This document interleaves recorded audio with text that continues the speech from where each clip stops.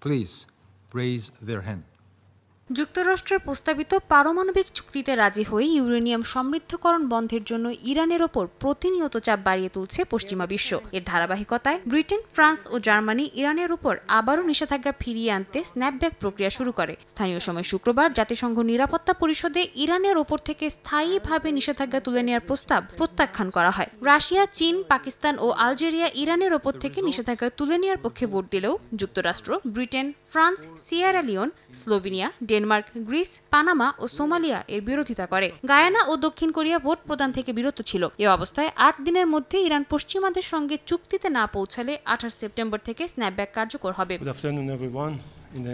জাতিসংঘে ইরানের স্থায়ী প্রতিনিধি আমির সাইদ ইরাবানি এই পদক্ষেপকে তড়িঘড়ি, অপ্রয়োজনীয় ও অবৈধ বলে আখ্যা দেন। তিনি বলেন, এটি আন্তর্জাতিক আইন ও নিরাপত্তা পরিষদের বিশ্বাসযোগ্যতার উপর সরাসরি আঘাত। কূটনীতির দরজা খোলা আছে, কিন্তু কে কার সঙ্গে কোন শর্তে আলাপ করবে সেটি ইরান নির্ধারণ করবে বলেও মন্তব্য করেন ইরাবানি। ব্রিটেন, ফ্রান্স ও জার্মানি ইরানকে ৬ মাস পর্যন্ত সময় বিলম্বের প্রস্তাব দিয়েছে। তাদের শর্তমতে তেহরানকে জাতিসংঘের পরিদর্শকদের প্রবেশাধিকার পুনরায় নিশ্চিত করার পাশাপাশি যুক্তরাষ্ট্রের সঙ্গে সক্রিয়ভাবে আলোচনায় অংশ নিতে হবে। একই সঙ্গে ইউরেনিয়াম মজুতের বিষয়ে নিজেদের অবস্থান স্পষ্ট করার শর্তও জুড়ে দিয়েছেন তারা।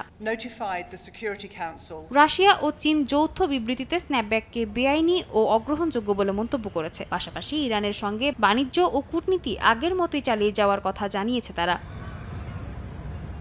সাদিয়া তাসনিম, সময় সংবাদ।